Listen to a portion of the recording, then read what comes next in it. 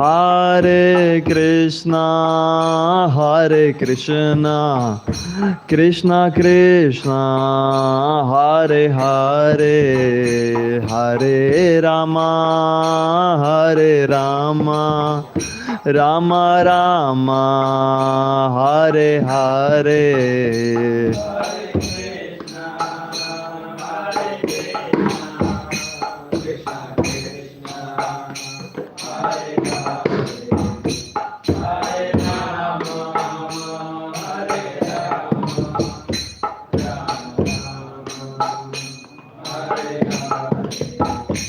Hare Krishna, Krishna Krishna, Hare Hare, Hare Rama, Rama Rama, Hare Hare. Hare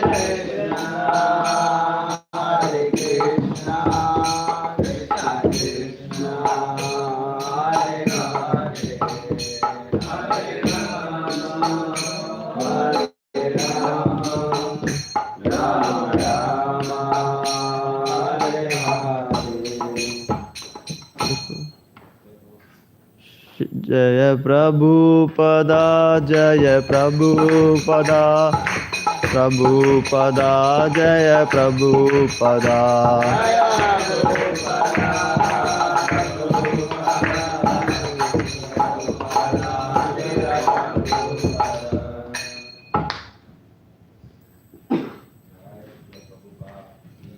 Jai.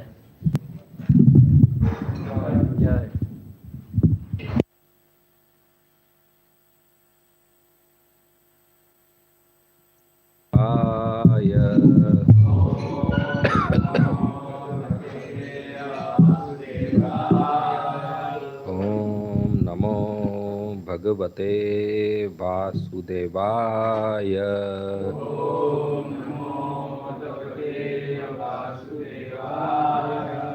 Om Namo Bhagavate Vasudevaya.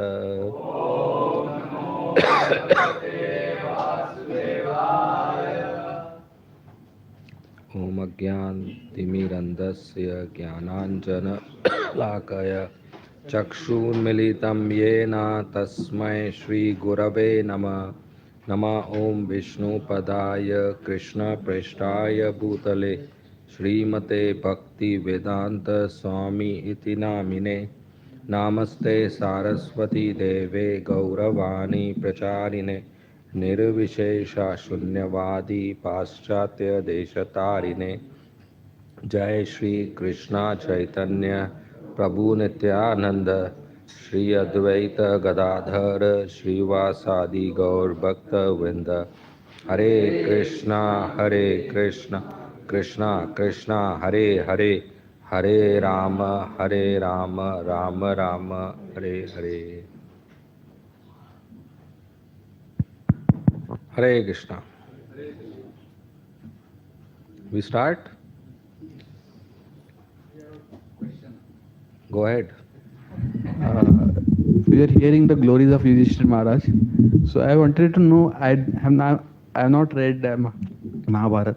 So I wanted to know which weapon he used to have while fighting in Kurukshetra battle. I don't know. Which anybody knows? Here? Okay. You want?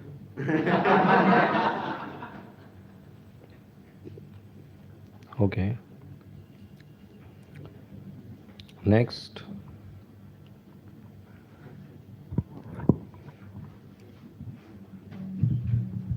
Slok number 8. Yeah. Angushthamatranaamalam spurat puram mulainanam apivya shyamam tadim vyasanam achyutam. Translation. He, the Lord, was only thumb high, but he was all transcendental. He had a very beautiful blackish infallible body, and he wore a dress of lightning yellow and a helmet of blazing gold. Thus he was seen by the child. Yeah, so the child, Parikshit Maharaj, in the womb, he saw Krishna wearing yellow dhoti and a beautiful black body and a golden crown and Vaijanti Mala and Kaustubh Mani. Very beautiful. And he saw the size as thumb size. Krishna is in our heart. What is the size? 8 inches. 8 inches power.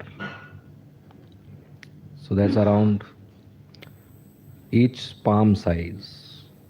From this finger tip to the thumb tip. Whatever is yours. Huh? He is not in the heart. He is in the region of the heart. And his measurement is not physical measurement. So he is everywhere. बाहर आ गए तो क्या problem है? So at an appropriate size, he showed himself to Parikshit Maharaj.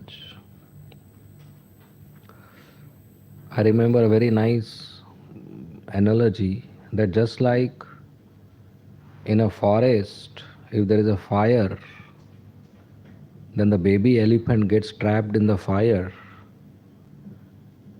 and a dark cloud comes with lightning and showers rain and protects the baby elephant. In the same way, Parikshit Maharaj is the baby in the forest, in the womb of his mother. And there is forest fire, which is the heat of Brahmastra. And Krishna has a black cloud, blackish body, and yellow dhoti, it's a lightning color, yellow color, showers his mercy and protects Parikshit Maharaj. Isn't that nice? There are so many nice analogies like this in the Bhagavatam that one day I am sure somebody will do PhD only on this Alankar. If anybody wants to do PhD on the subject matter Alankar in Srimad Bhagavatam, they can do. There are many like that. Very beautiful, very wonderful. Alankar, ornamentation. So the child was fortunate to see the Lord, so beautiful, protecting him.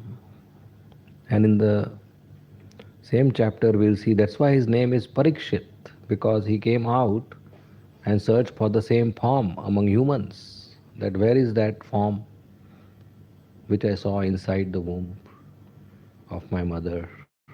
I want that to see it again, see the form again, see him again. So he started examining all the humans around him. So that's why his name became Examiner, Parikshit, one who does examining, one who does parikshan, Parikshit. Okay? Next. Text 9. Sripadirga Chaturbahum Tapta Kanchana Kundalam Shatajapsham Gadapanim Atmana Sarvato Disham Paribrahmantam Gulbakam Brahmayantam Gadamuhu. Translation. The Lord was enriched with 4 hands, earrings of molten gold, and eyes blood red with fury. As he loitered about, his club constantly encircled him like a shooting star. Purport. It is said in the Brahma Samhita, chapter 5, that the Supreme Lord Govinda by his one plenary portion enters into the halo of the universe and distributes himself as Paramatma or the Super Soul, not only within the heart of every living being, but also within every atom of the material elements. Thus the Lord is all-pervading by his inconceivable potency, and thus he entered the womb of Uttara to save his beloved devotee Parikshit Maharaj. In the Bhagavad Gita 9.31, the Lord assured everyone that his devotees are never to be vanquished.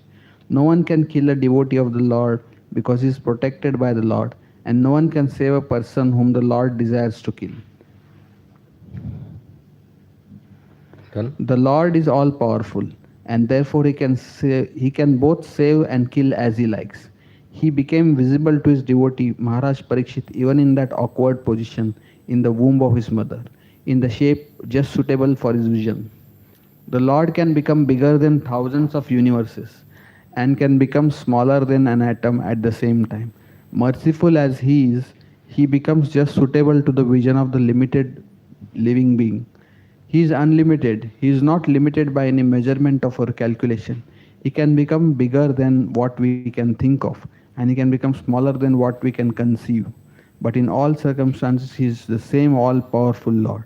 There is no difference between the thumb like Vishnu in the womb of Uttara and the full fledged Narayan in the Vaikuntha Dham, the kingdom of Godhead. He accepts the form of Archa Vigraha, worshipable deity, just to accept service from his different incapable devotees. By the mercy of the Archa Vigraha, the form of the Lord in material elements, the devotees who are in the material world can easily approach the Lord, although he is not conceivable by the material senses. The Archa Vigraha is therefore in all spiritual form of the Lord to be pursued by the material devotees. Such an Archa Vigraha of the Lord is never to be considered material. There is no difference between matter and spirit for the Lord, although there is a gulf of difference between the two in the case of the conditioned living being. For the Lord, there is nothing but spiritual existence, and similarly, there is nothing except spiritual existence for the pure devotee of the Lord in his intimate relationship, in his intimate relation with the Lord. So that's customized darshan. Just like people make website in such a way that whether you see the website on mobile or screen, laptop screen, and whatever is the size of the screen, accordingly it will be visible. In the same way, as per the desire, vision and capacity of the devotee, the Lord appears. For Parikshit Maharaj in the womb, he appeared as thumb-like. And when Arjuna desired, he even showed his Virat Roop. So he comes as Radha Rasbihari.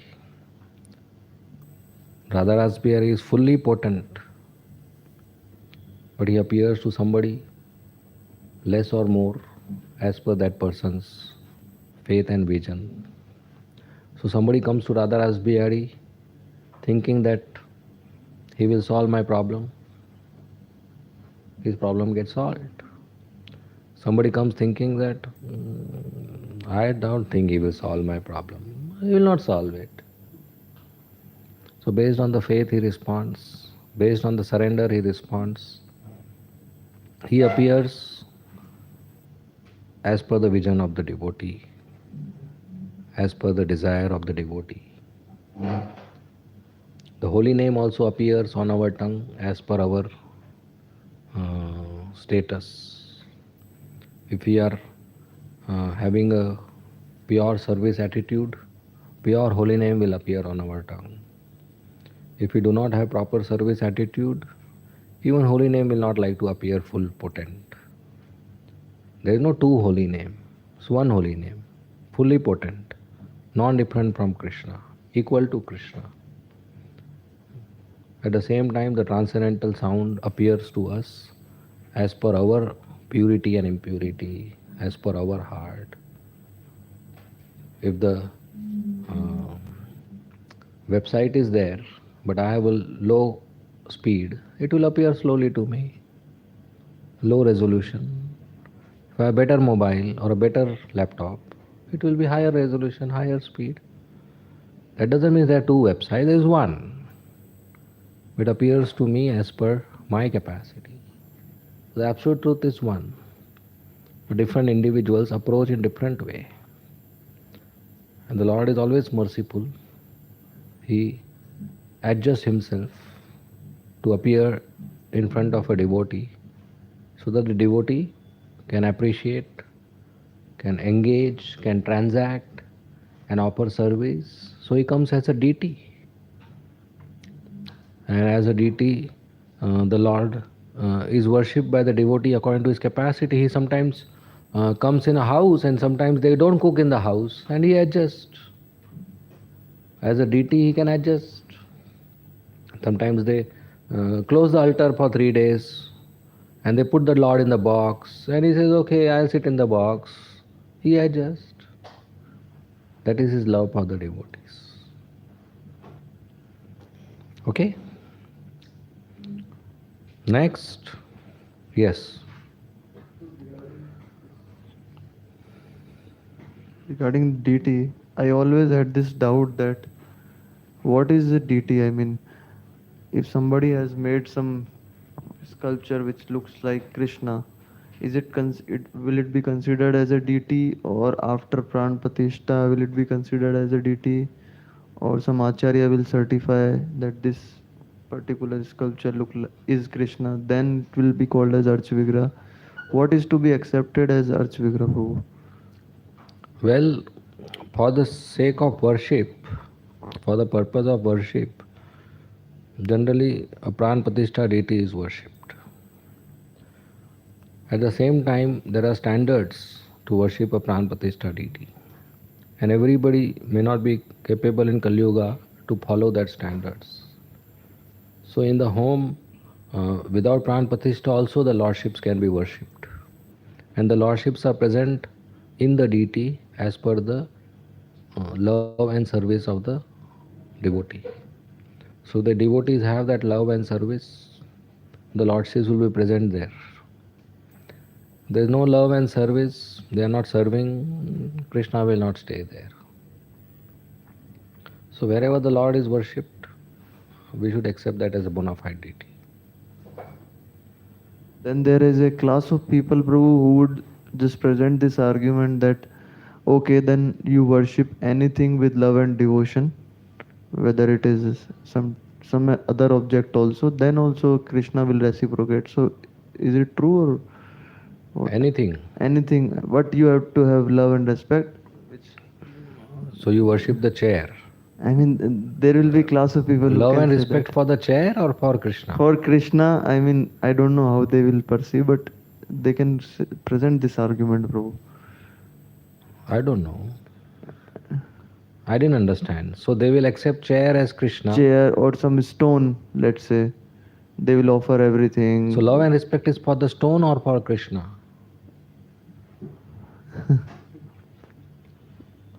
You ask them. Yes, Prabhu.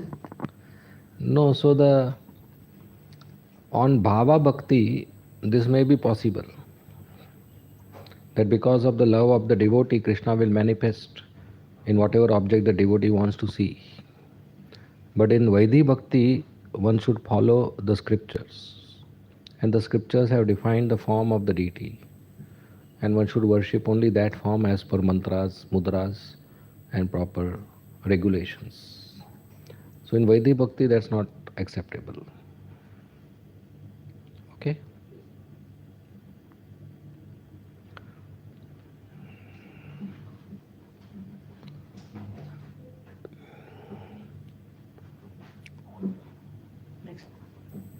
Yeah, next. Next means next question or next verse? Both is okay.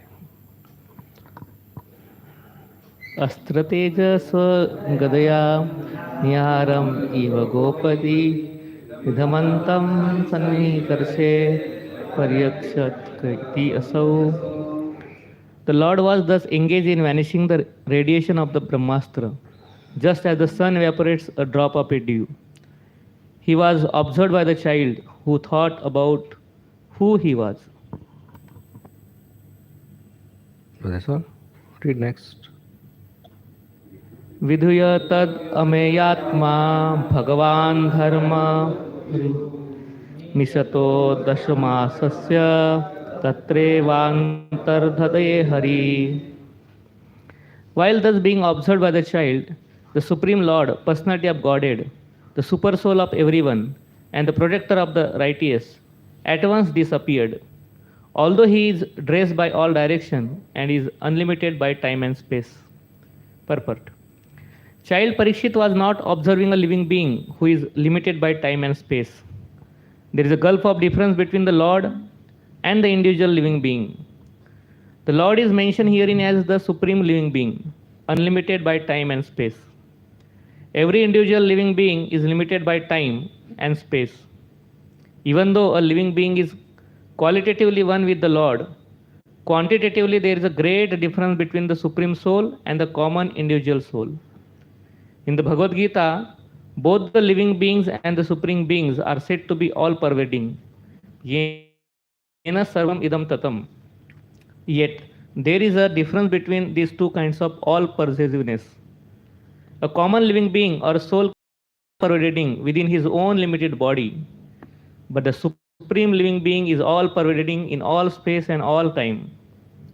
A common living being cannot extend its influence over another common living being by its all pervasiveness.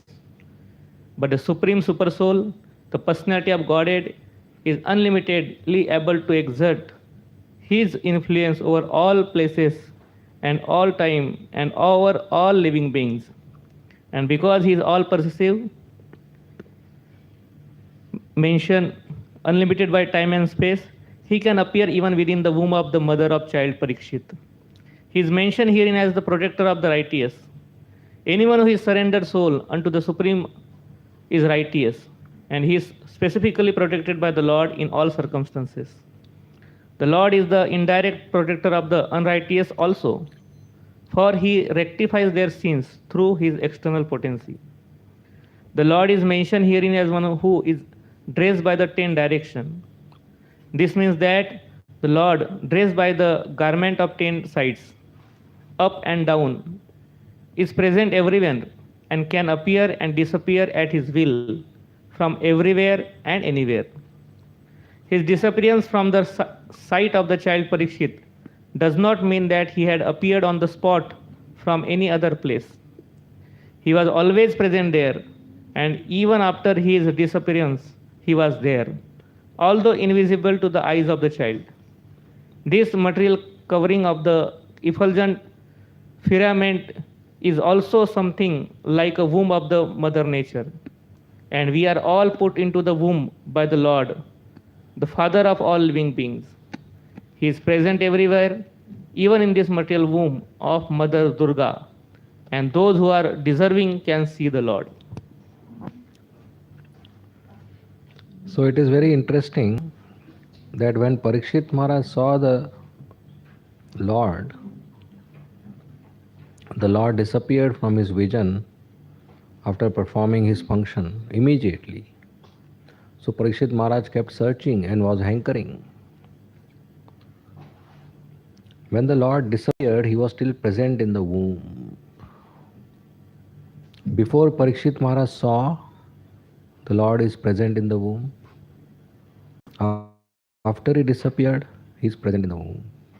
In other words, there was no change in the status of the existence of the Lord in the womb. He was always present. It was only the change in Parikshit Maharaj's vision that at a particular time t he was visible, and particular time t+1 he was invisible. But actually for the Lord there was no t and no t+1. He was always present, beyond time, beyond space. Even though he is beyond time and space, still he is visible. This is another very big contradiction if you understand this. If somebody is beyond space, present everywhere, how can there be a boundary? Something which is all pervading cannot have a boundary, because as soon as there is a boundary, there is not all pervading. Boundary or form. That's why everybody says Krishna is absolute truth is formless.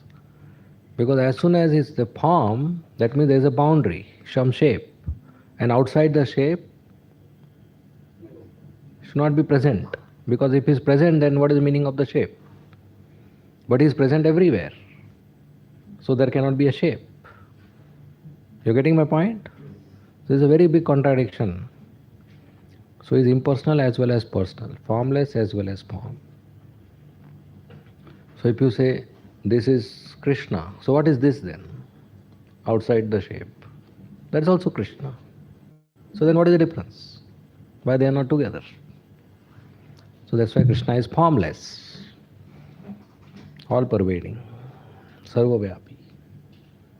So Gaudiya Vaishnava philosophy says that yes, he is formless as well as he has a transcendental form and is present everywhere as Brahm, as Paramatma and as Bhagavan. Three ways he is understood beyond time and space. He doesn't occupy space. There is no physical dimensions to the Lord and is beyond time. He is a creator of time. He is present even before time is present. And still this statement is wrong because I use the word before, which can be used only after the time is present. The word before and after are because of the existence of time. So when the time doesn't exist, how can you use the word before time? But we don't have adequate language to explain and understand this. That's beyond time and beyond space, beyond physics, beyond physical dimensions. Absolute truth, Supreme Personality of Godhead. So by his own free will, he manifests himself to us. So he coming as Radha Rasbihari, there is no limitation. Oh, Radha Rasbihari doesn't move, doesn't talk. There is no limitation at all. It's our limitation that we see him as stone, non-moving, not talking, not responding, not sleeping, only standing. That's not his limitation, that's our limitation. He is present full-fledged. When you go back to Golok Vrindavan, you'll be very shocked after seeing Krishna. You'll say, "Arey, ye to Jew mein bhi tha, same hai." No difference. Same Supreme Personality of Godhead. All pervading, beyond time and space, full-fledged, fully potent. There's something less in us that we are taking time to understand and realize his presence. And his presence, his form can be realized in our heart and in our vision only by the transcendental sound vibration of holy name, Hare Krishna Maha Mantra. So when we chant attentively without offenses, our minimum 16 rounds every day, then gradually his form is realized in our heart and we can perceive the deity equal to Krishna when we perceive the holy name equal to Krishna. So Parikshit Maharaj had an opportunity, and as soon as he saw, he stopped seeing. Krishna disappeared. Like a thief comes, does his job and goes away, hides. So Krishna disappeared from his vision so that he can hanker for more. He came to protect him because Krishna protects the devotees, righteous, and he protects the impious also, unrighteous. How? By purifying them. A person who is impure, if he comes in contact with holy name, he becomes pure. A person who is pure, if he comes in contact with holy name, he develops love. A person who has love, he comes in contact with holy name, he realizes the form, the qualities and the pastimes of Krishna.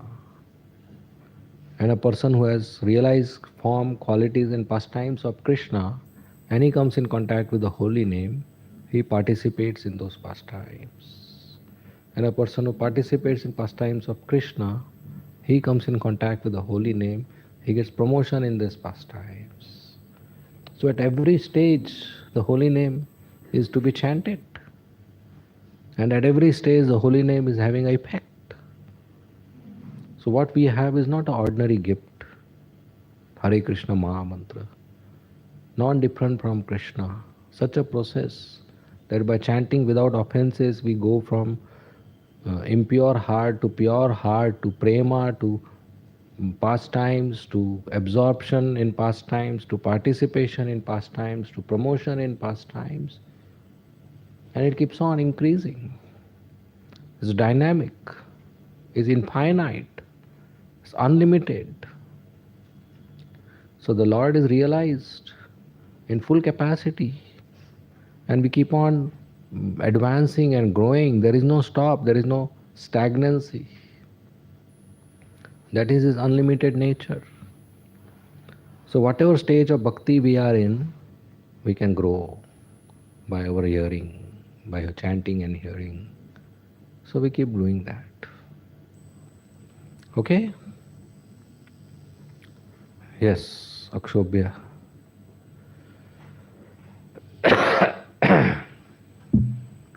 So we heard this analogy of king and his various departments, and king is present everywhere through his Lord present everywhere through his energies. We hear from that analogy. So so we hear that Krishna is not present personally, but he is present there in form of his energy. Through his energies, he is there. So is it true? Or Where? he is present everywhere through his energy, He's not pres- not personally. Is it true? No. He is present everywhere personally also. Okay. See, both are true. And there is no difference between energy and energetic also. So, he is present right in this room, and he is present right in the altar. So, the personally word is used that here in the room, uh, we are not capable to access and develop a personal relationship. But in the altar, he is present, and we have an opportunity to transact, give, take, and develop a personal relationship. Right? So that's why personally is used there. But otherwise, he's in your heart personally, as a person. But we are not capable to access and develop a personal relationship. That happens only by chanting and service. So in that shloka in Bhagavad Gita, Matsthani sarvabhutani nacham teshvavastita. So what is the meaning of that? Same thing, that I am everywhere, but not everybody can personally relate to me everywhere. So it is not from Krishna's side there is a difference. It is from the observer's side there is a difference. Okay?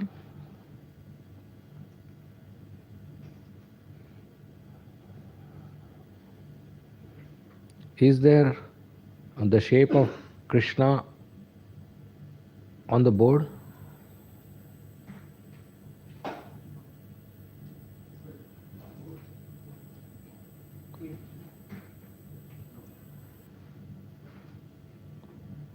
Give me a paper.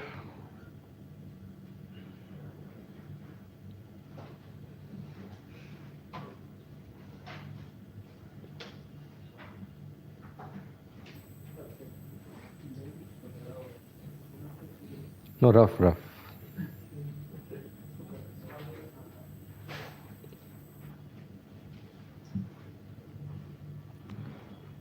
Is there a rectangle?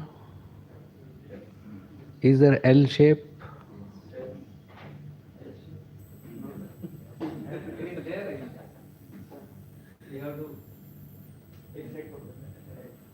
No, not that shape, not that side. Is this L shape? So there's something in this extra which I removed.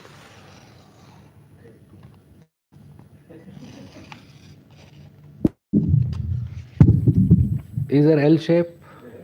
Did I make L shape?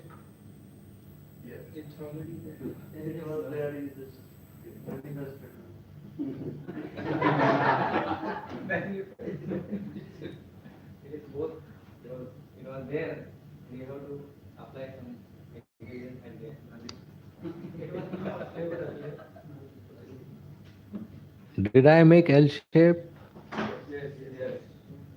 No. L shape was already there. I just removed the extra part.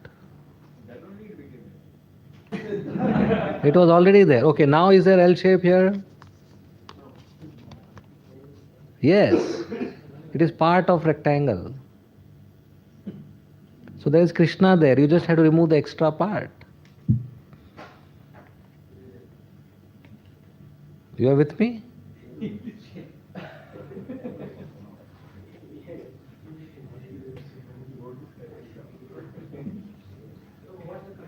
You just remove. I'm coming. So Krishna is everywhere. You just have to remove Maya. The problem is we are not perceiving because we are perceiving Maya. You are perceiving this part also. That's why you're not perceiving L, which is there.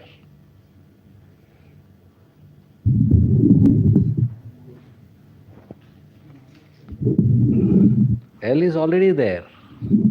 But there's something else also because of which you don't perceive L. So Krishna is already there and there is Maya which I am perceiving the extra Maya, so I don't perceive Krishna. Otherwise there is no spot where there is no Krishna. Not possible. Is that okay?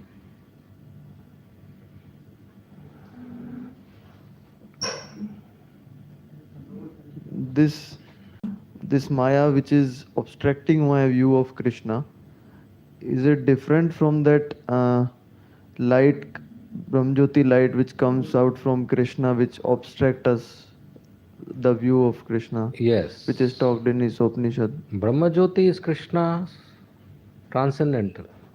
Yes. This Maya is illusion. I am influenced by that illusion. So in Upanishad also, Prabhu, there is one shlok that this light is which is coming out from you, it is obstructing my view. Hiranyamaya That is Patra. different. That is different thing That which is is different. there. This is illusion. That is covering. That is good. Okay. That is covering because the devotee is not yet mature. He is impersonal. This is illusion because the devotee is in under the three modes of material nature.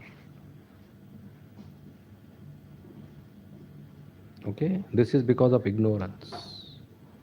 Because we see the world as my sense objects. If you see the world as Janmadi Asya Yataha, as something belonging to Krishna, you don't see Maya, you see Krishna. So this is our ignorance, our illusion.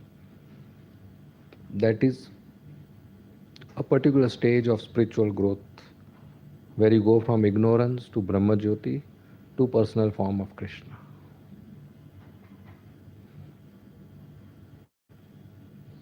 Okay? So Krishna is all pervading. Vasudevam Sarvamiti. He is everywhere. But it's very rare. Samatma Sudurlabha.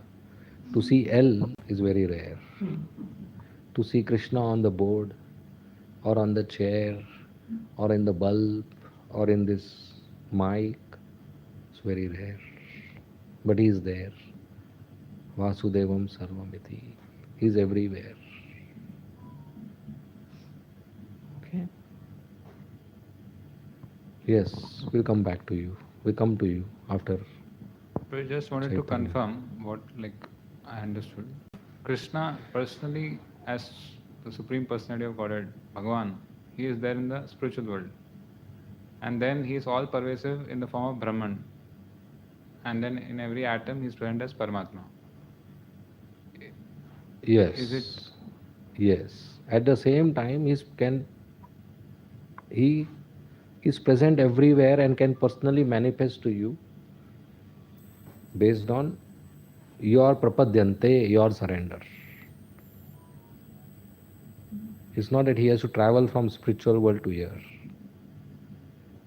He is there personally and can manifest.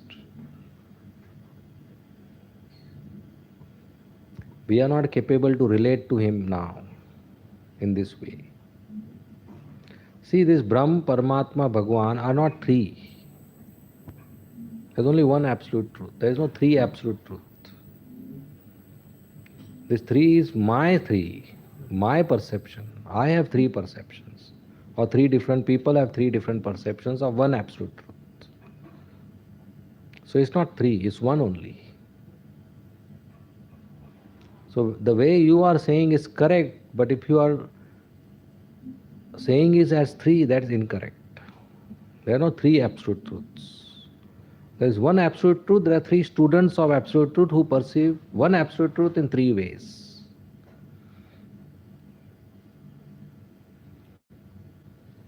Okay? So they are not three. Krishna is personally present everywhere. But it's not manifested to us because we are inadequate. Like is Wi-Fi signal here in the room or mobile signal? You can say yes only if you have a mobile. Then only some lines will come of network 4321, right?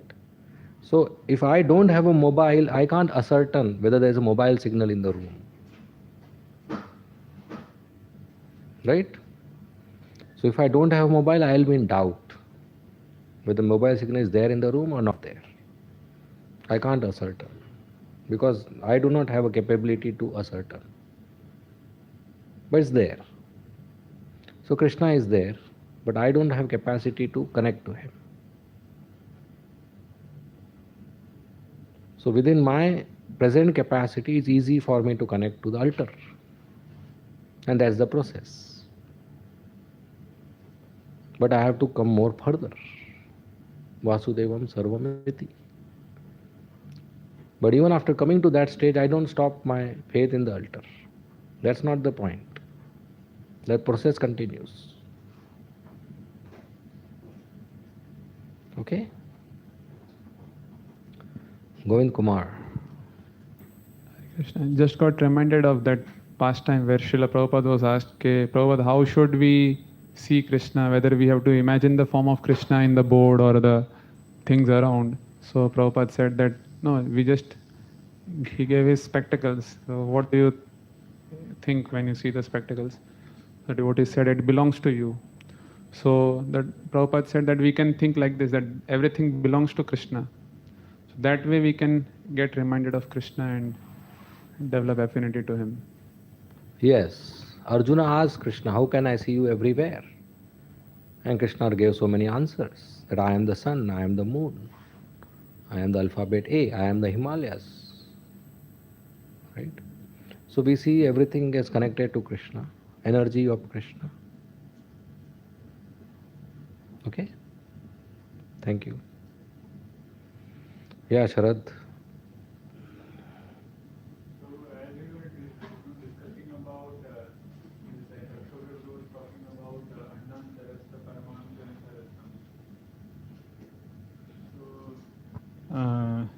So my understanding is, just wanted to clarify, is as you said, energy and energetic, no difference.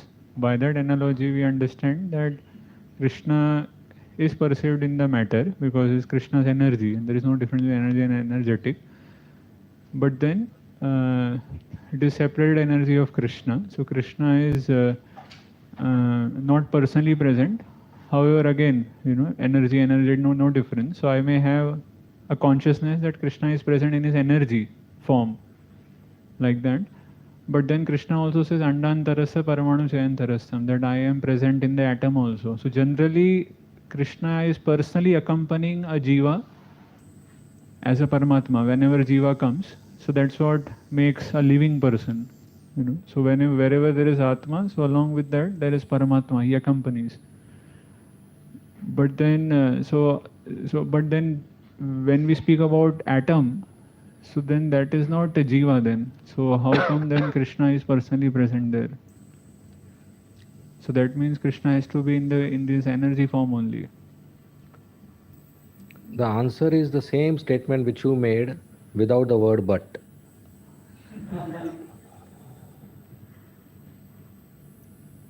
Krishna is present in his energy form. Then there is no difference between energy and energetic. Yeah.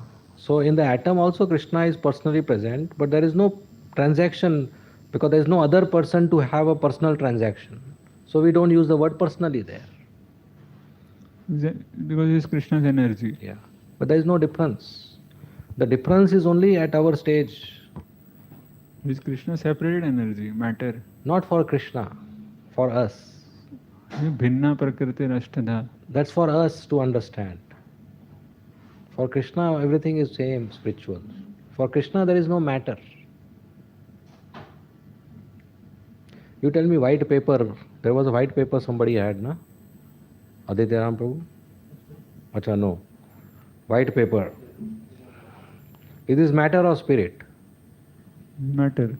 And black ink, matter or spirit? Matter. Bhagavatam, white paper, black ink. Matter or spirit?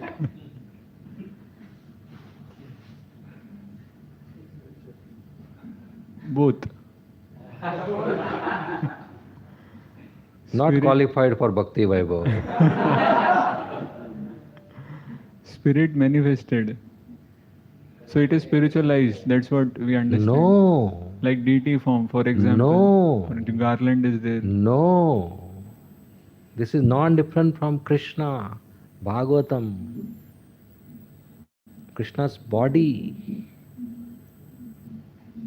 It's not spiritualized. Bhagavatam is non-different from Krishna. A flower offered to Krishna and coming out of the altar spiritualized. This is not Bhagavatam spiritualized. It is not offered to the altar and coming out. Bhagavatam is non-different from Krishna. Of course, that is there. So Of it's course. not matter. But it will still exhibit in case if somebody wants to try it out. Right. So that is not for Krishna. That's for us. That we do not have that vision. So this Bhagavatam, non-different from Krishna, will transform like matter. Transforms as per the influence of time and other forces. That is the past time. But Krishna is same as Krishna. Suppose, just for example, just to make you understand, somebody takes a scissor and tears all the Bhagavatam pages and makes small pieces. Is it still matter or spiritual?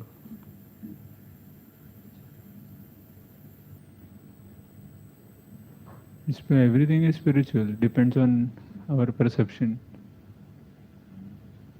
Like No. even matter is spiritual. So that's what initially I said. Everything is spiritual. There is no matter. There is no Bhinna Prakriti. You getting me? That from Krishna's side there is no difference. From our side there is a difference, and it all depends on our realization. The more we go higher, it changes.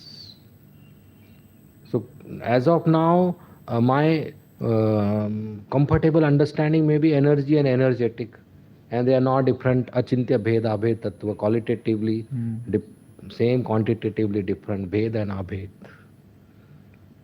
At the same time, our bhajan becomes more stronger, we'll perceive Krishna everywhere.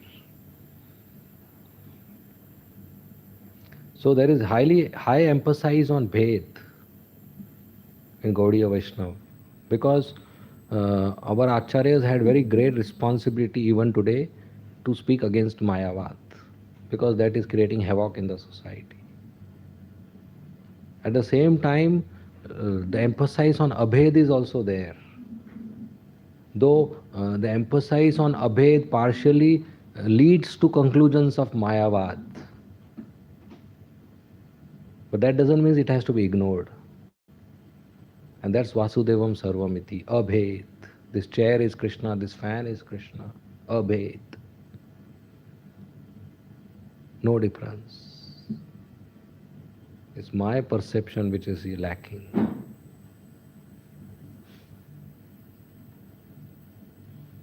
Okay? Not okay? Little okay? We'll discuss more. Next. So, okay, wait. So the impersonal conception is not wrong, it's incomplete. So when we discuss it as wrong, that's inappropriate. It's incomplete. It's part of the truth. So Krishna is impersonal or personal? That's complete truth. So those who emphasize only on one part, impersonal, we call impersonalist. But those who emphasize only on personal, that's not Gaudiya Vaishnava. The emphasis is given to defeat impersonal. Gaudiya Vaishnava he is both simultaneously. That's the main point. Okay? Next. ततः सर्वगुणोदर्के सानकूलग्रहोदये जज्ञे वंशधर पाण्डोर्भूयः पाण्डुरिवौजसा.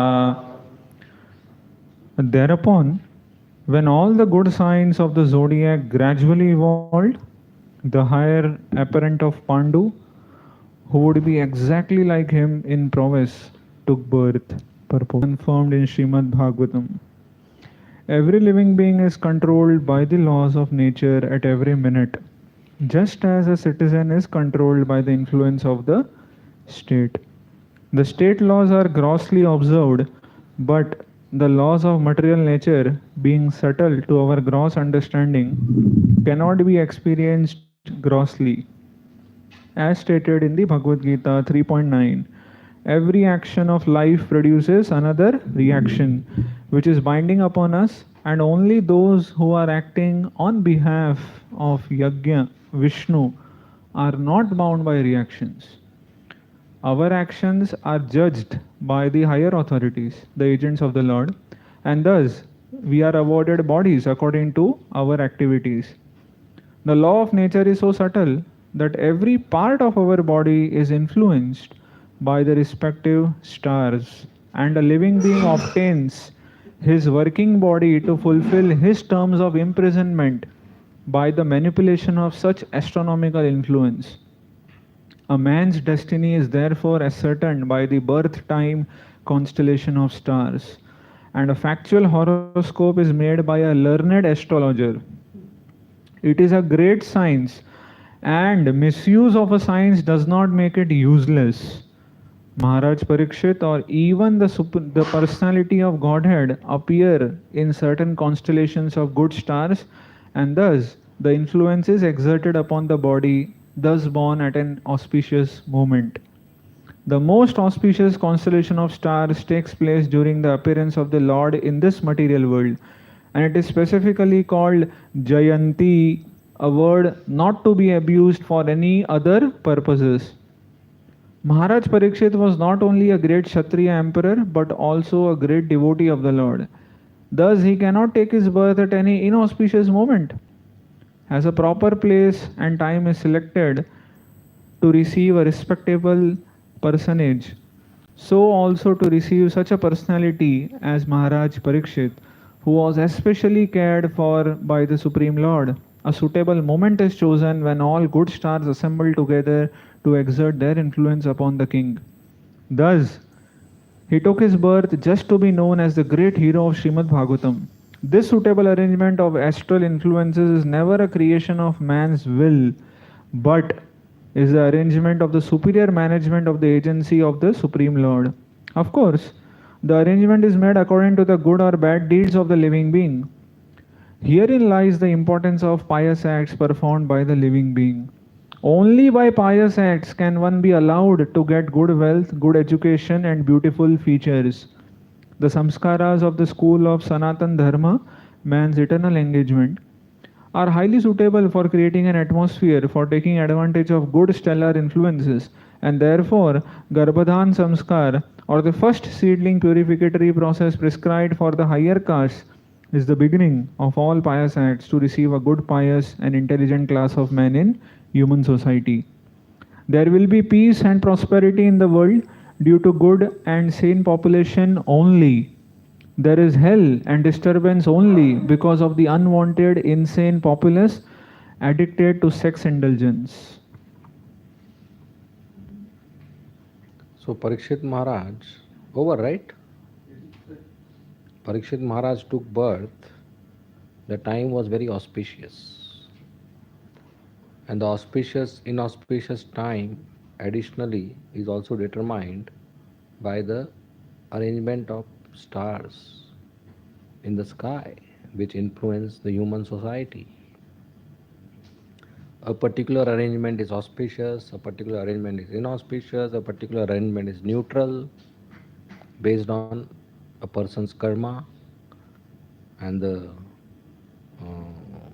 time of birth, wherein a horoscope is made, and a person's pious and impious activities in the present life, which determines his future destiny, which makes him choose his present karma.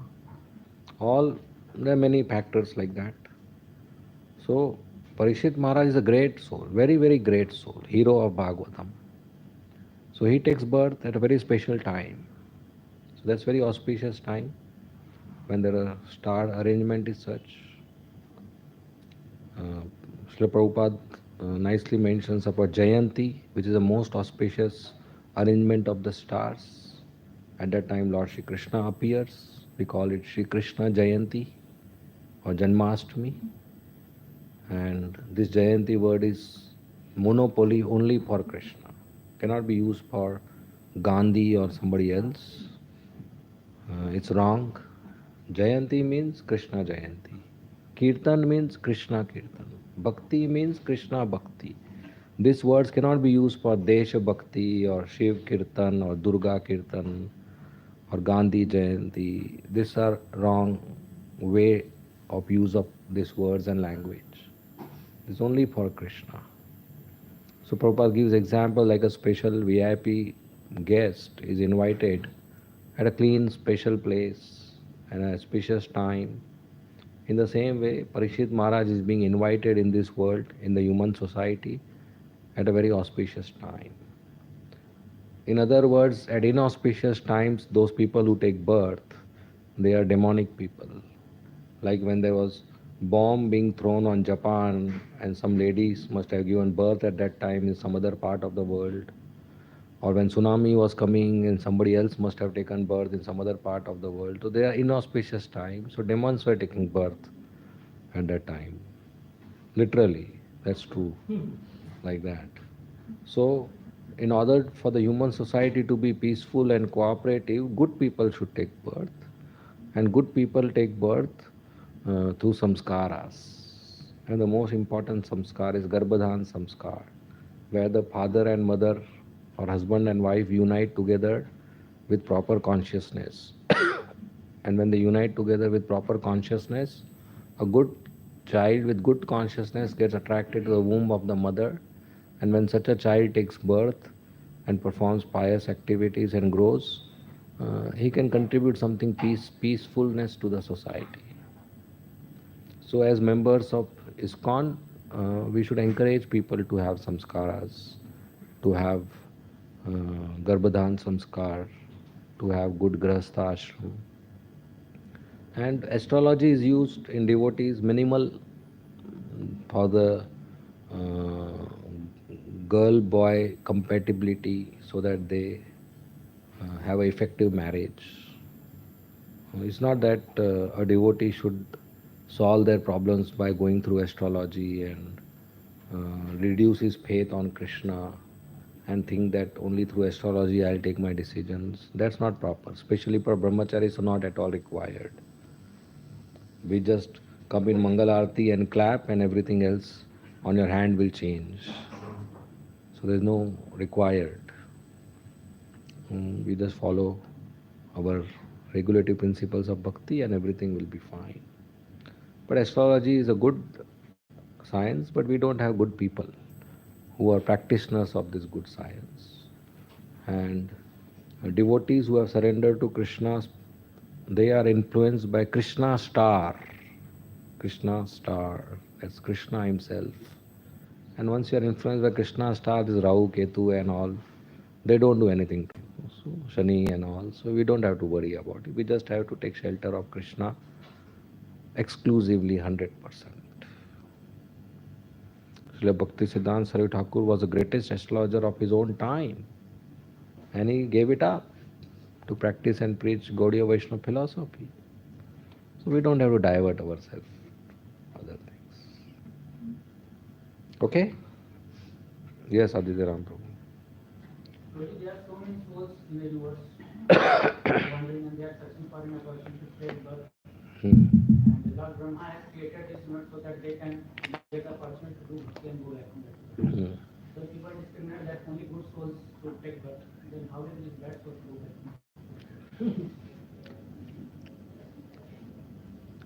No, for the human society, the more good souls are there, good consciousness is there, the society is more peaceful.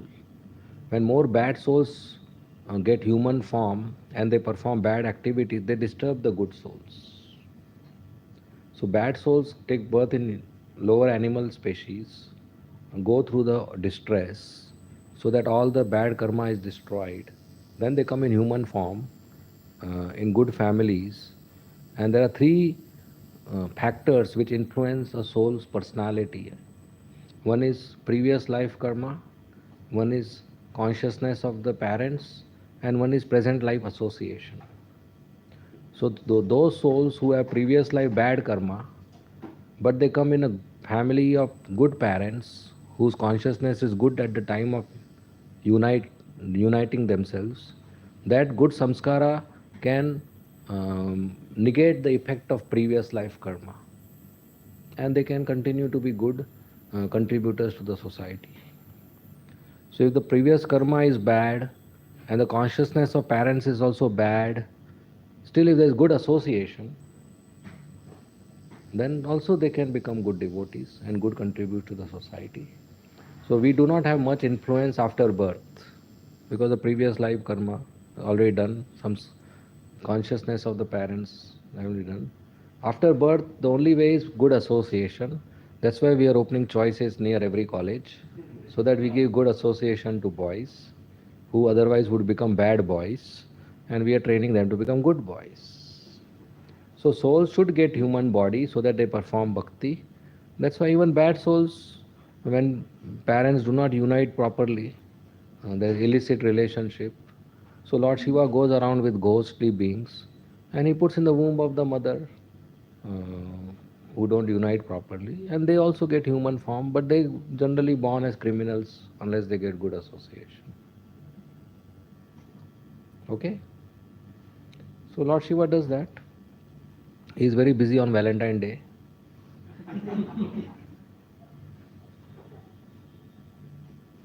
Okay? So you said that bad souls, they should go to lower animals. They should take birth to lower species. And then through purification, they will come to human form. So if souls, their karma is that they have to accept lower bodies, then how can they take birth in human form? There's evolution. No? After getting birth, My question is directly. Directly, how can they take human form? They are supposed to go to lower form, lower species. so that's what they will not, no?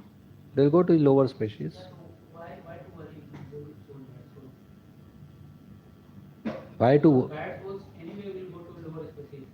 But when they come to human form, if the samskara is not done, they will not have purification. No? It's like you are purchasing sabji from the market. Do you wash it? Why? Why to worry? Because they dust. So they have the consciousness of an animal. But in human society, you need consciousness of basic humanity. So that happens by samskaras. So when the good consciousness of parents are there, that forms good consciousness of a child. There's modification in consciousness of the child because mother's consciousness affects the child's consciousness.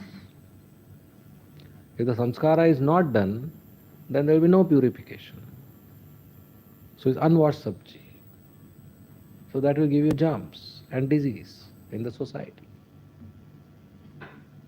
So samskaras, that's why are there, especially Garbhadan samskar, especially marriage, vivaha samskar. Okay? Not okay? Which part not okay? वही मेरा प्रश्न है कि अगर good soul को जन्म लेना रहेगा तो संस्कार रहेगा तभी गुड सोल जन्म लेगा, संस्कार नहीं लेगा तो बैड ही लेगा। अब बैड सोल आप बोल रहे हैं दैट तो जो बैड है संस्कार से और अच्छा हो जाएगा, और जो गुड है आएगा तो जब अच्छा संस्कार होगा तो अच्छा सोल आएगा ना, बैड कैसे आएगा? नहीं, bad and good is variable, right? संस्कार से ऐसा आएगा, ऐसा बैड है, संस्कार से अच्छा हो जाएगा, बिना संस्कार के ऐसा ही रहेगा। कोई गुड है ही नहीं ना, सब एनिमल्स ही आ रहे हैं। कौन डायरेक्ट आ रहा है ऊपर से उतर के? मोस्ट ऑफ द एनिमल्स ही आ रहे हैं ना, तो संस्कार से अच्छे हो जाएंगे। जो समझो कोई मंकी से ह्यूमन मदर में आया, राइट? तो आप जो कह रहे हैं कि उसका सब बैडनेस मंकी में निकल गया, अभी तो गुड ही रहा वो। और अगर वो बैड भी है तो संस्कारा नहीं किया तो उस माँ के वूम में नहीं आएगा, ओनली गुड वाला आएगा। लेकिन वो माँ ने अगर संस्कारा किया तो जो आने वाला है वो और अच्छा हो जाएगा, क्योंकि उस कॉन्शियसनेस का भी एक तो अट्रैक्शन है और एक तो इम्प्रूवमेंट है। तो वो जिस भी स्थिति में है, जिस कॉन्शियसनेस की तरफ वो अट्रैक्ट हुआ, आने के बाद वो इम्प्रूव हो जाएगा, क्योंकि माँ का कॉन्शियसनेस को ऐड होगा। समझ रहे हैं? जैसे बच्चे का थोड़ा बहुत स्मार्टनेस है तो अच्छे कॉलेज में एडमिशन, अच्छे स्कूल में एडमिशन मिलेगा, तो और बेहतर एजुकेशन मिलेगा और एक जेंटलमैन बन जाएगा, राइट? तो वो एडमिशन है माँ के वूम में। वो एडमिशन का प्रायर क्वालिफिकेशन है कि थोड़ा बहुत पाइस क्रेडिट्स आने के बाद और अच्छा हो जाएगा। Okay Manmohan, yes, you adding to answer और question?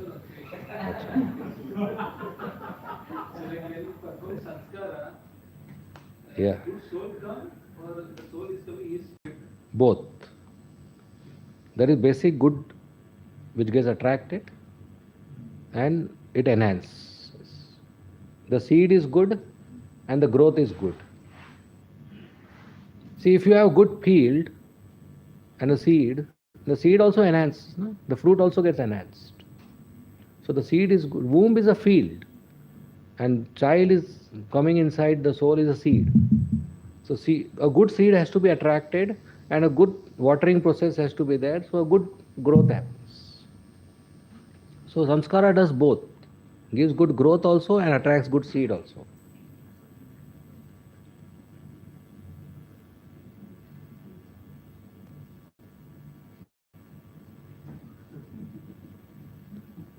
Okay, you're thinking. Then how come bad souls will get the opportunity? There are many who don't do samskaras, na? Yeah, so they will get the opportunity to do bhakti. They will take birth in human form. Yeah. And they will get the opportunity. ISKCON is doing that, na? That's why we are opening choices, na? That's why preaching is happening, na? Samskara is not a pre-qualification. If you do samskara, it is good, then IVF expenses will reduce.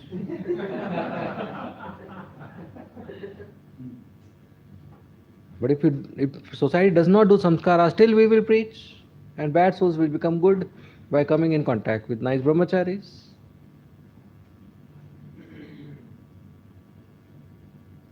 So when we invite people for our IVF classes, we don't ask samskara kiya kya nahi kiya. Everybody is invited. Do we fill the feedback form? Name, mobile, samskara. Okay, samskara kiya hai. इसको खिचड़ी खिलाओ, इस pasta खिलाओ. No. Everybody is invited. So they also get opportunity. That's why sadhus are there. Otherwise they keep rotating. From animal life they become human life. Again do criminal activities. Again go to animal life. Again human life. Again criminal activities. They keep rotating. So the only escape point is Krishna consciousness. Right? So they also get opportunity, but they are not able to grab that opportunity of human form because they carry animal consciousness.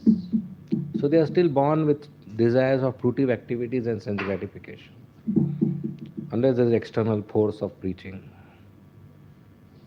Okay? Gopal.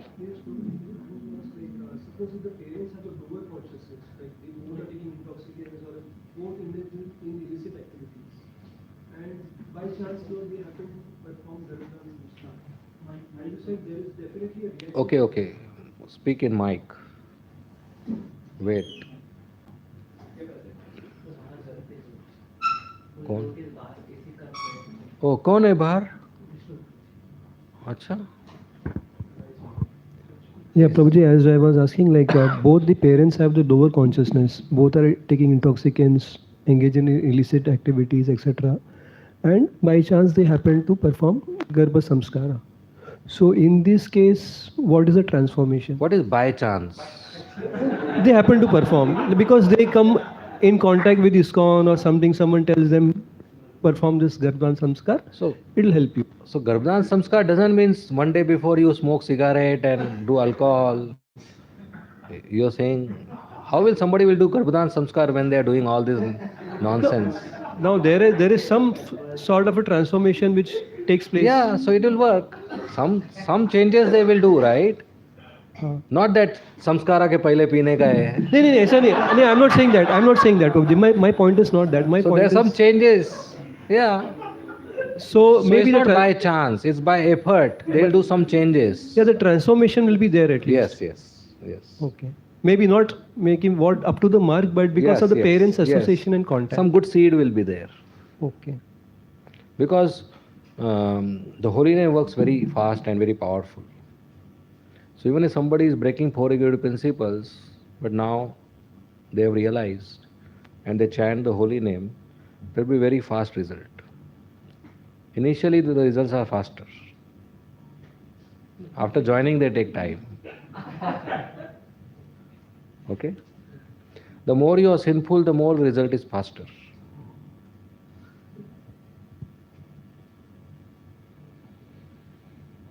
Because in India it is very common to have many of the even families, they perform that samskar. They don't perform properly. It has to be performed properly. Some so-called pujari will come and do your yagya, who himself drinks tea and coffee in the morning. What his mantra and his yagya will have any effect? Zero effect. There should be pure brahmana to perform. Otherwise it will have zero effect. What is ahuti? Agni Devata will not take his ahuti. Don't even know whether he takes bath or not.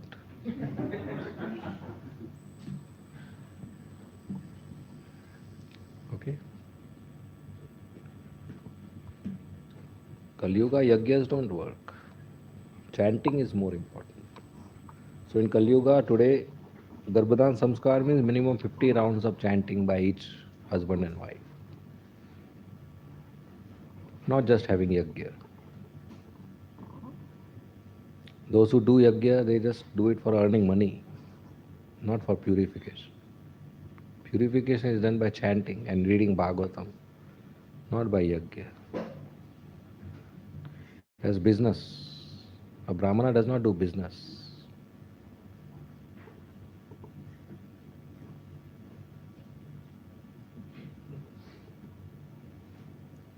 क्या हुआ? Next.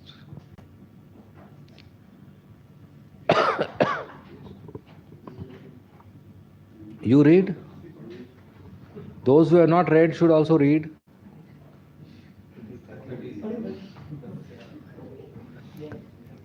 King Yudhishthira, who was very satisfied, Tasya Pritamana Raja Viprer Domya Kripadibi Jatakam Karayam Masa Vacha Yitvacha Mangalam. King Yudhishthira, who was very satisfied with the birth of Maharaj Parikshit, had the purificatory process of birth performed. Learned Brahmanas headed by Domya and Kripa recited auspicious hymns. There is a need for good and intelligent class of Brahmanas who are expert in performing the purificatory processes prescribed in the system of Varnashram Dharma. Unless such purificatory processes are performed, there is no possibility of good population, and in the age of Kali, The population all over the world is of Shudra quality or lower for want of this purificatory process. It is not possible, however, to revive the Vedic process of purification in this age for want of proper facilities and good brahmanas, but there is Pancharatrika system and also recommended for this age. The Pancharatrika system acts on the Shudra class of men, supposedly the population of the Kali Yuga, and is the prescribed purificatory process suitable to the age and time. Such a purificatory process is allowed only for spiritual upliftment and not for any other purpose. Spiritual upliftment is never conditioned by higher or lower parentage. After the Garbhadana purificatory process, there are certain other samskaras like Simanto Nayana, Sada Bhakshanam, etc. during the period of pregnancy. And when the child is born, the first purificatory process is Jata Karma. This was performed duly by Maharaj Yudhishthira with the help of good and learned brahmanas like Dhaumya, the royal priest, and Kripacharya, who was not only a priest but also a great general. Both these learned and perfect priests, assisted by other good brahmanas, were employed by Maharaj Yudhishthira to perform the ceremony. Therefore, all the samskaras, purificatory processes are not mere formalities or social functions only, but they are all set for practical purposes and can be successfully performed by expert brahmanas like Dhaumya and Kripa. Such brahmanas are not only rare but are also not available in this age. And therefore, for the purpose of spiritual upliftment in this fallen age, the Goswamis prefer the purificatory process under Pancharatrika formulas to the Vedic rites. Kripacharya is the son of the great rishis. Hold on. So, in this purport and some other purports, there will be description of certain personalities, which I would request you to read. We'll skip the biography so that we save time, and it is just information. Is that okay? So, most of the things in this we discussed, that now Yudhishthira Maharaj invited Dhaumya and Kripacharya to perform a name-giving ceremony for Parikshit Maharaj. And when these samskaras are performed, soul gets more pious credits and better consciousness, because the blessings of the devotees, Brahmanas, Agni, demigods, and Lord Vishnu is requested for the child, so that the child, by receiving blessings, is spiritually successful and materially honest, materially performs his responsibilities honestly. So he arranged for the performance of this for Parikshit Maharaj. Next.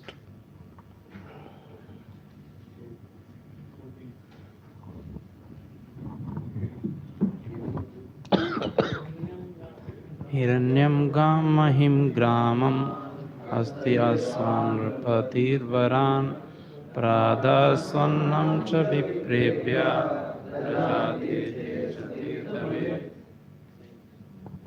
Upon the birth of a son, the king, who know how, where and when charity should be given, gave gold, land, villages, elephants, horses, and good food grains to the Brahmanas.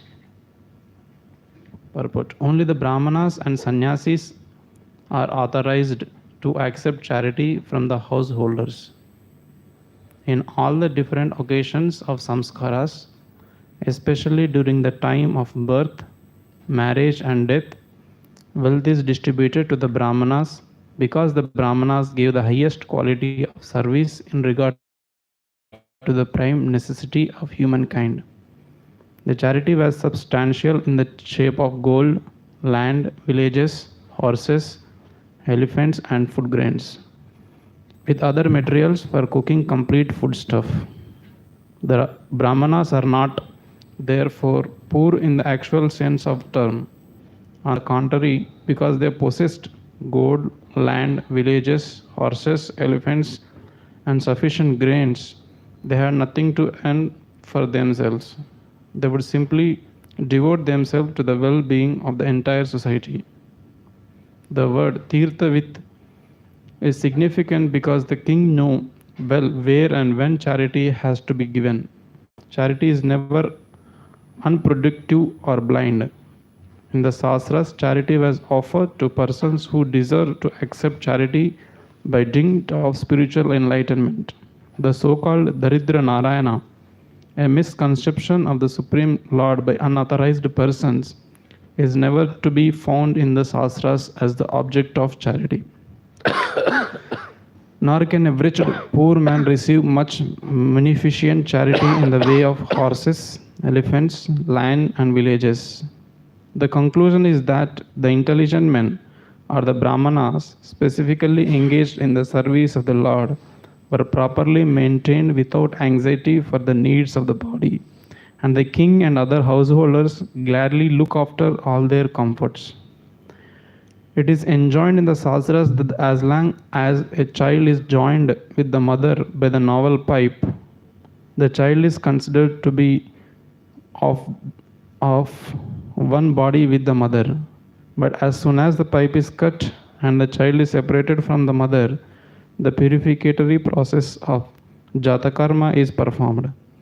The administrative demigods and the past forefathers of the family come to see a newly born child, and such an occasion is specifically accepted as a proper time for distributing wealth to the right persons productively for the spiritual advancement of society.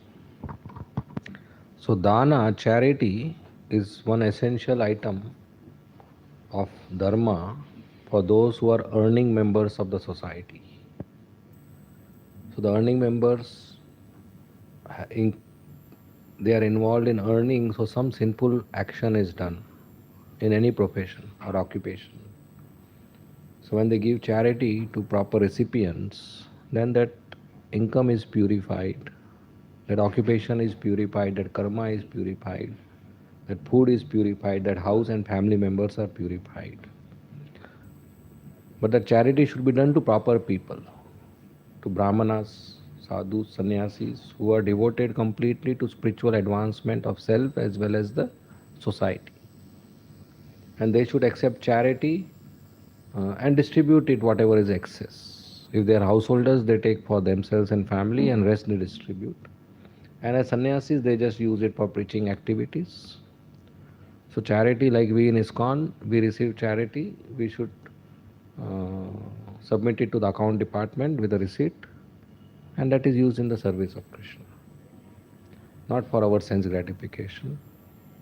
If you take money and keep it for your sense gratification or for your opulence, then actually the person who is giving you money is not losing 500 rupees. You are using few Mangalatis and few chanting. So please don't sell your Mangalati for 500 rupees. You are selling it very cheaply. That Mangalati and that chanting can give you Krishna, and you are selling it for 500 or 5,000. Doesn't make sense. So as brahmacharis, we should be very careful not to try to amass money for this purpose. Only use it for the service of Krishna. Not try to gain contacts who can give us Lakshmi, and we think that I can have opulent lifestyle or some, whatever is minimum standard of life, that's fine. But we should not trade our sadhana with money. That's not good. So proper recipient is one who is completely devoted to Krishna's service and spiritual advancement for self and society. So birth of a child or any calamity or any birthday or marriage anniversary or auspicious or inauspicious death, these are the occasions where it's suitable to give charity, so that one can get lots of blessings, the child can get lots of blessings. And when charity is given, the sadhus bless, and by that blessings, the child can grow. Once a child is born, believe me when I say this, parents can't do anything to change the child's future. Because samskara is done, a child's proper particular consciousness has taken birth, now parents can't do much. The only loophole is when a sadhu blesses the child. Otherwise, parents can't do much to change the child's future. So by charity, they try to make a change. Because by charity, it's easy to get blessings of the sadhu. because some Brahmanas don't bless without charity. So by charity it's easy to get blessings of a sadhu. And sadhus and Brahmanas are those who don't have active earning. And the reason they don't have earning is they are more busy in other higher aspects of life. But they need some expenses, some food, some clothing. So that the earning members of society should take care. And that's how their cooperation can result into better human society. So charity is essential dharma, and that receives blessings to the child and to all family. So charity should be transparent, honestly encouraged in the society. Okay? Next. Yes, Sharat.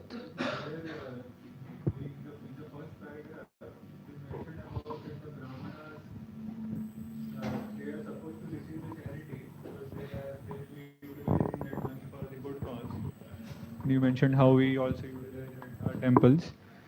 And then it's mentioned, Prabhupada mentions that Brahmanas are supposed to take whatever they require, if they are householders, as you said, for their own family, and then distribute the rest to the society for the well-being. So here many times people, they ask this question that, but then, when we give like that to the, qualified Brahmanas, but they will, like they would not like to distribute to the society. They would be using for, other good things, not now, later on. Like for example, if they give to temple, so temple will utilize the funds for the services like Janmashtami and so many festivals that we do for the well-being of society only. But they consider it as not a direct well-being. Like prasadam we distribute. Of course, they don't understand the value of that. It's a spiritual benefit what they are getting. But people many times feel that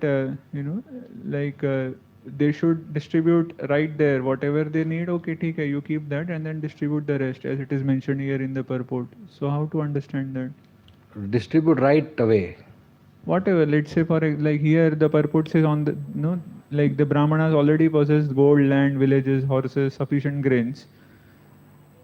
They had nothing to earn for themselves and they would simply devote themselves to the entire well-being.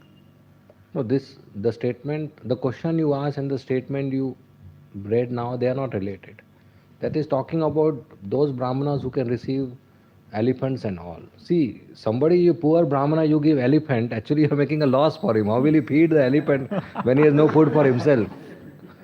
खुद के खाने के वांदे हाथी को कैसे खिलाएगा? So these elephants are given to those Brahmanas who are able to protect and feed an elephant. That is the statement it is talking about. But well, I don't think people who are giving a good amount of money to ISKCON are worried about whether ISKCON is immediately spending or not. Because they know it will be spent eventually. It's not necessarily, that's what your point is, to immediately. That's not, ISKCON is not Brahmana in that sense, performing his duty. It's an institution where it can have a bank account under charity commissioner and can save some funds for the maintenance of the temple devotees and future requirements. And I don't think that should be a major problem. People understand nowadays. Is that the point?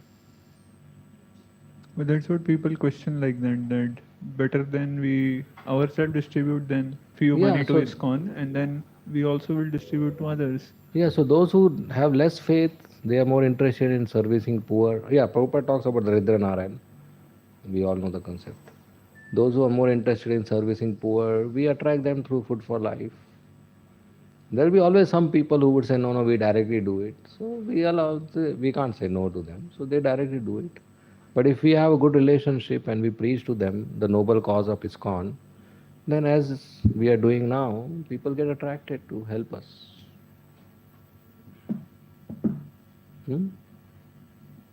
Did I answer? Was that your main point? Yes. Okay. So there will be some people always like that. So out of 100, we attract 10. It's like that. Krishna says in Bhagavad Gita, if you cannot serve me, at least you give charity, ordinary charity. So that option is there because such people will take time to come on the platform of serving Krishna. 12th chapter. Yes, Mike.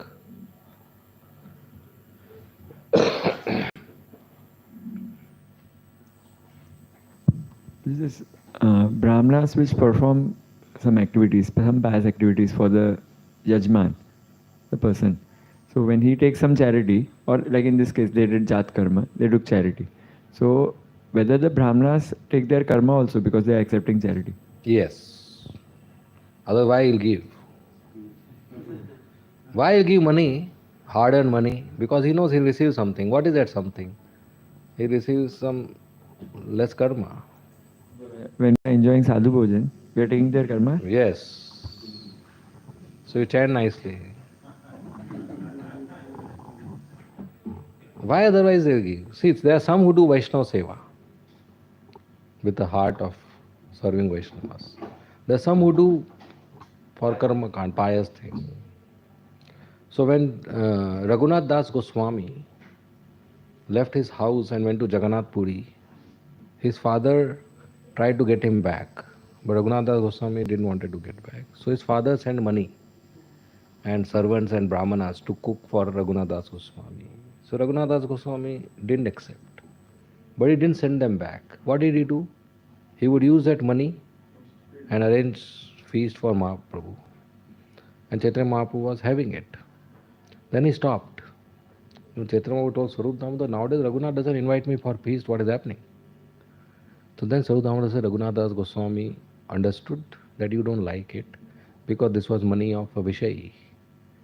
And even though that money of Vishayi was used to cook for Mahaprabhu, so it's a pure devotional service, but still, so Bhaktivinoda Thakur writes in his commentary that devotee should not be very much inclined to get invitations of somebody who is a Vishayi. Because Krishna can accept it, but our consciousness can go down. So invitation where a deity is worshipped every day is very different from an invitation of a Vishayi, especially in the houses we go. In temple, those who give, as I said, they may give for different reasons, different ways. But because we are staying in a temple, we have that kind of life, we are attending full morning program, so the effect is less. It's going to the account department, then coming money to us. So the effect is less. We can have devotee brahmachari expenses only going from Sankirtan department. That would safeguard everybody's consciousness. So donation can directly go to another bank account. But making difference between two accounts and two money is not very organizational good. So we just serve Krishna very nicely, so these effects don't come on us. Okay? But there is called bad money and good money. And there is called bad feast and good feast.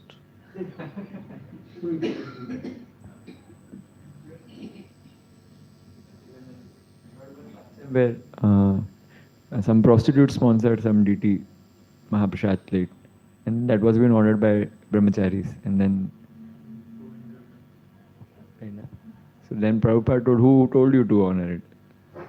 Why you ordered? So DT is no problem. DT can accept. But devotees, unless they are on such a high platform, it can affect our consciousness. So better to accept prasad, where there is daily deity worship and honest income.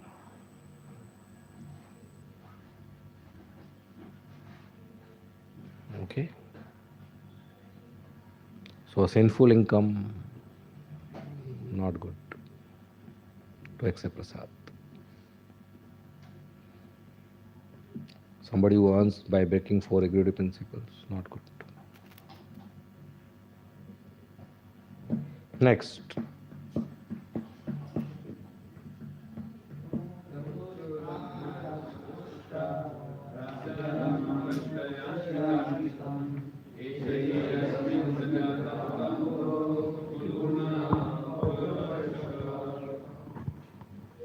The learned Brahmanas, who were very satisfied with the charities of the king, address him as the chief amongst the Purus and informed him that his son was certainly in the line of descent from the Purus.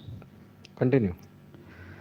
Deven प्रतिघातेन शुक्ले संस्थामुपेष्युष रातो वोनुग्रहार्थाय विष्णुना ब्रह्मविष्णुना. The Brahmana said, this spotless son has been restored by the all-powerful and all-pervasive Lord Vishnu, the personality of Godhead, in order to oblige you. He was saved when he was doomed to be destroyed by an irresistible supernatural weapon. Purport. The child Parikshit was saved by the all-powerful and all-pervasive Vishnu, Lord Krishna, for two reasons. The first reason is that the child in the womb of his mother was faultless due to his being a pure devotee of the Lord. The second reason is that the child was the only surviving male descendant of Puru, the pious forefather of the virtuous King Yudhishthira. The Lord wants to continue the line of pious kings to rule over the earth as his representatives for the actual progress of a peaceful and prosperous life. After the battle of Kurukshetra, even up to the next generation of Maharaj Yudhishthira was annihilated, and there were none who could generate another son in the great royal family. Maharaj Parikshit, the son of Abhimanyu, was the only surviving heir apparent in the family, and by the irresistible supernatural Brahmastra weapon of Ashwatthama, he was forced to be annihilated. Lord Krishna is described herein as Vishnu, and this is also significant. Lord Krishna, the original personality of Godhead, does the work of protection and annihilation in his capacity of Vishnu. Lord Vishnu is the plenary expansion of Lord Krishna. The all-pervasive activities of the Lord are executed by him in his Vishnu feature. Child Parikshit is described here as spotlessly white because he is an unalloyed devotee of the Lord. Such unalloyed devotees of the Lord appear on the earth just to execute the mission of the Lord.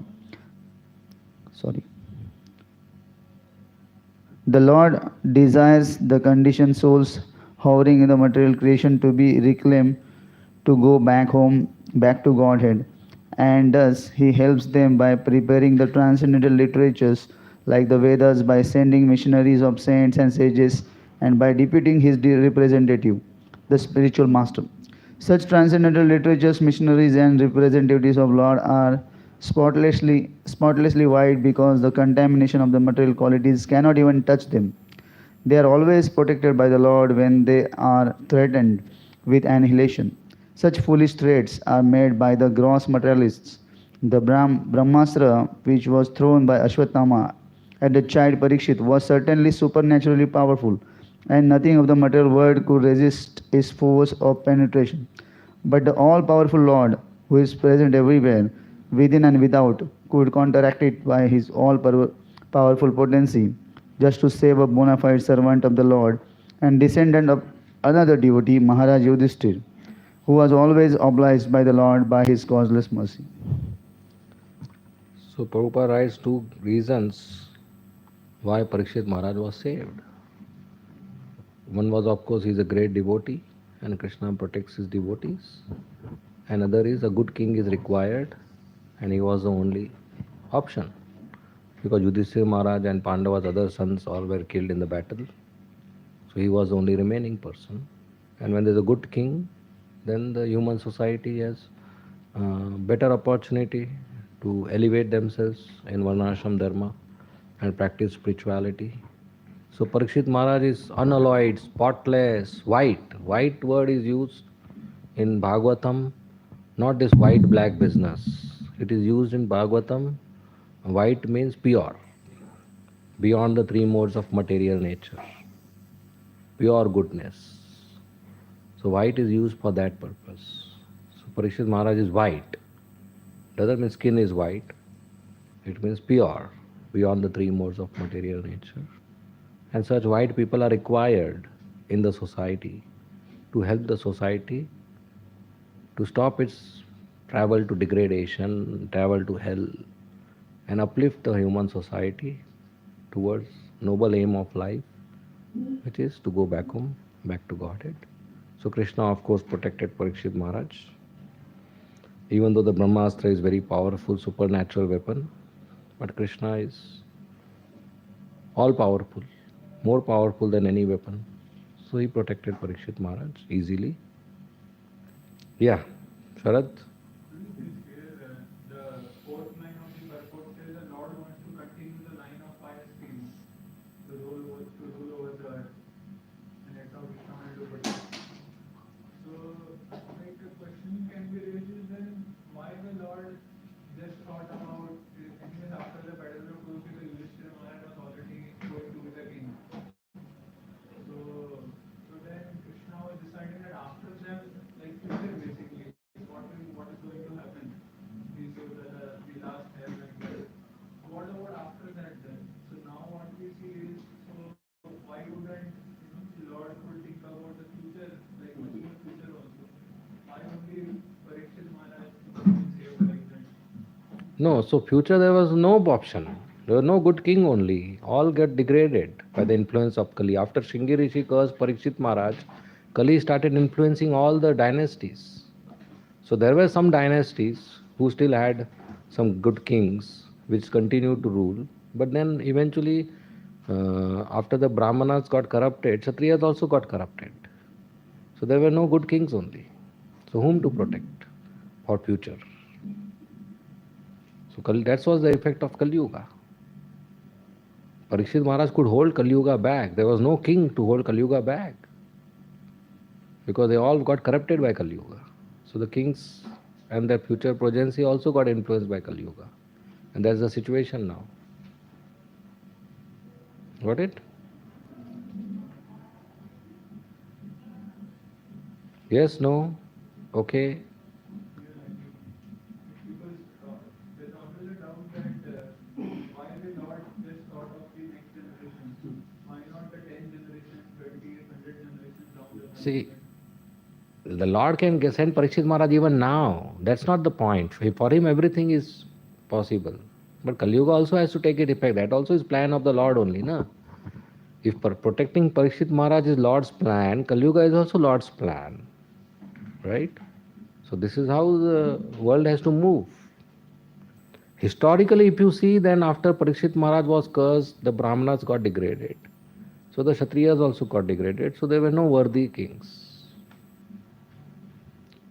To have a good fruit, you need good field, good sun, good rainfall, good everything good. So all the circumstances were not good. Only you are talking about the fruit, a good king. But the good king is born out of good family and good brahmanas and good brahmanical culture. Right? So all these things were not there. The circumstances of, by the effect of Kali Yuga, circumstances rapidly are changing also. It's like that. So once I was presenting the same answer, and one student asked me that, like that's how people they tell that, like it is actually Krishna's plan only that this is how it should ruin. So why you are so much worrying? Why are you preaching and things like that? Because then another question comes is what I'm telling. It is Krishna's plan. So Yeah. like nobody will be there like that. The kings will be corrupted only, and politicians will be corrupted. It's going to happen. Yeah, it's Krishna's plan. All things are going to ruin. We are not working against Krishna's plan. We are just protecting you because that is our Krishna's plan. That out of all you, that boy has to be protected. His rain is going to come. At least I can take an umbrella. That's available. So Krishna consciousness is the umbrella in the rain of Kali Yuga. So we are telling you come under our umbrella. There will be less problem. Otherwise you are ruined anyway. So Krishna has sent rain and he has sent an umbrella. And that umbrella is magical. It can expand to include the whole world, whoever takes shelter. So we are getting an umbrella. ISKCON is an umbrella. And there's the rain of Kali Yuga.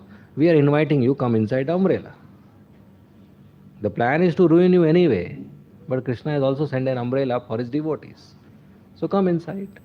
That's what we are doing. Okay? Next.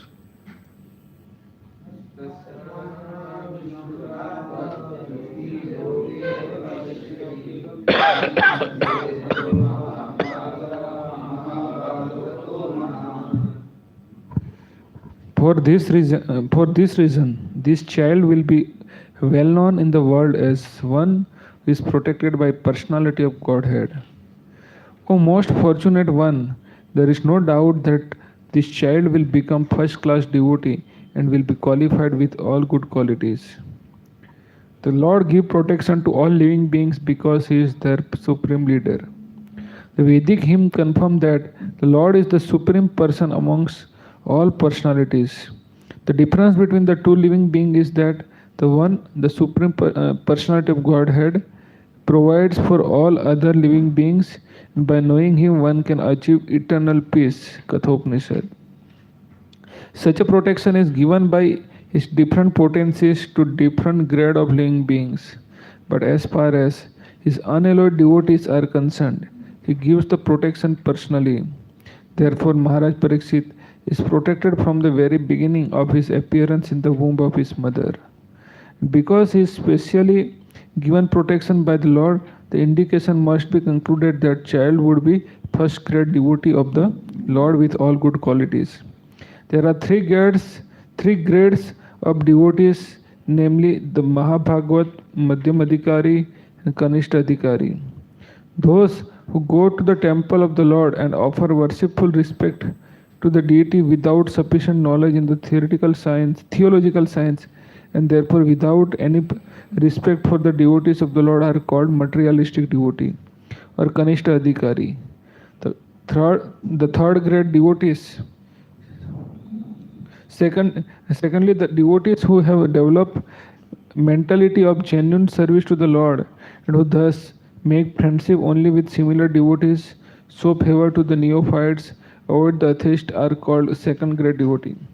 But those who see everything in Lord or everything of Lord and also see in everything an eternal relationship of the Lord, so that there is nothing within their purview of sight except the Lord, are called the Mahabhagavatas or the first grade devotees of the Lord. Such a first grade devotees of the Lord are perfect in all respect. A devotee who may be in any of this category is automatically qualified by all good qualities, and thus a Mahabhagavat devotee like Maharaj Parikshit is certainly perfect in all respect. And because Maharaj Parikshit took his birth in the family of Maharaj Yudhishthir, is addressed herein as a Mahabhagavat or the greatest of the fortunates.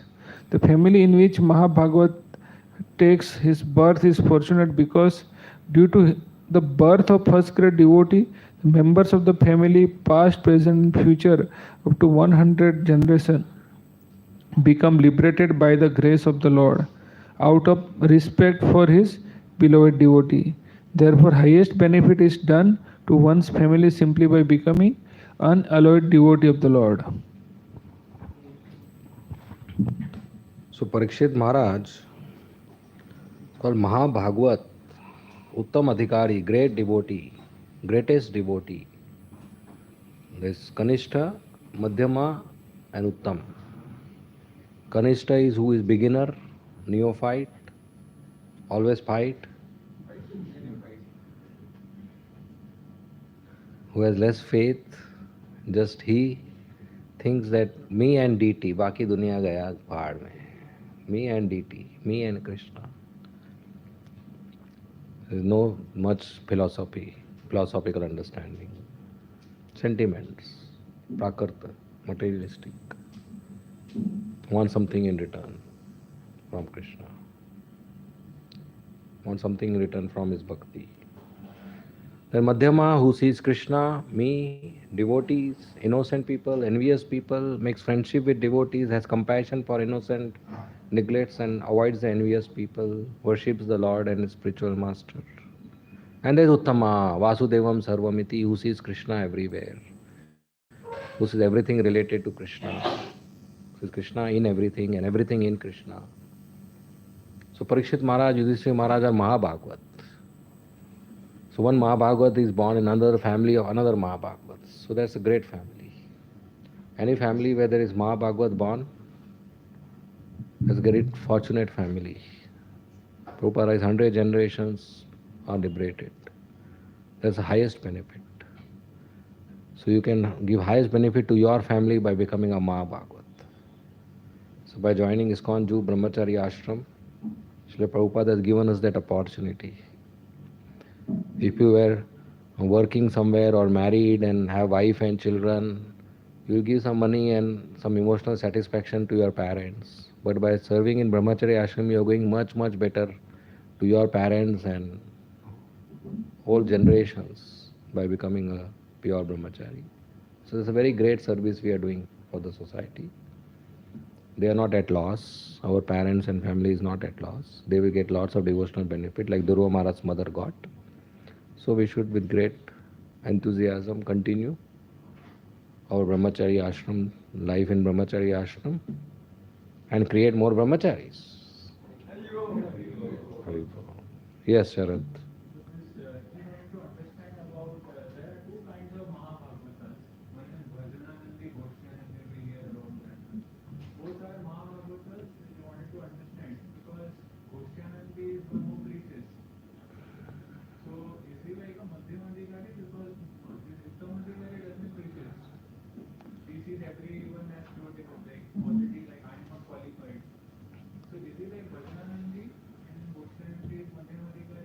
No. Both are Mahabhagavats. Goshthayanandi Mahabhagavat comes on the Madhyam platform to preach. So Uttam Adhikari doesn't discriminate, but a preacher discriminates.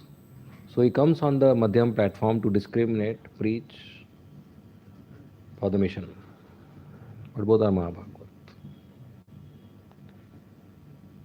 Bhajananandi also is by his example. Okay. Time up? Or we take one more verse? Okay, time up, no problem. I want to give you one exercise for tomorrow. Is that okay? Sundar Chaitanya Prabhu? It's okay to give assignments, right? Okay, so next is verse 17. 17 is done? Okay. So 18 we will do tomorrow. 19 to 25. 6 verses, exercise. You read the translation as well as purport and make a table. A simple table. The table should have 2 parts. The verses are describing Parikshit Maharaj and providing quality Parikshit Maharaj has, like which personality. So make a table, quality, personality, quality, personality, quality, personality. Write your name and give me tomorrow. Handwritten, otherwise which written? Typing.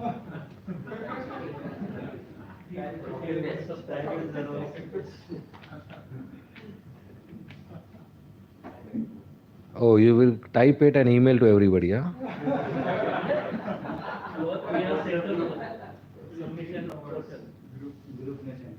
Means what is that? Email ID they have, OBA submission. What?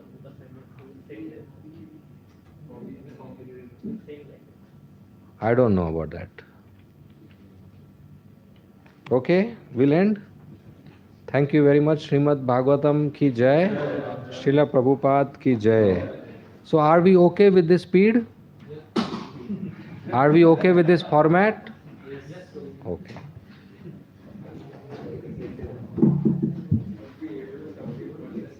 Huh?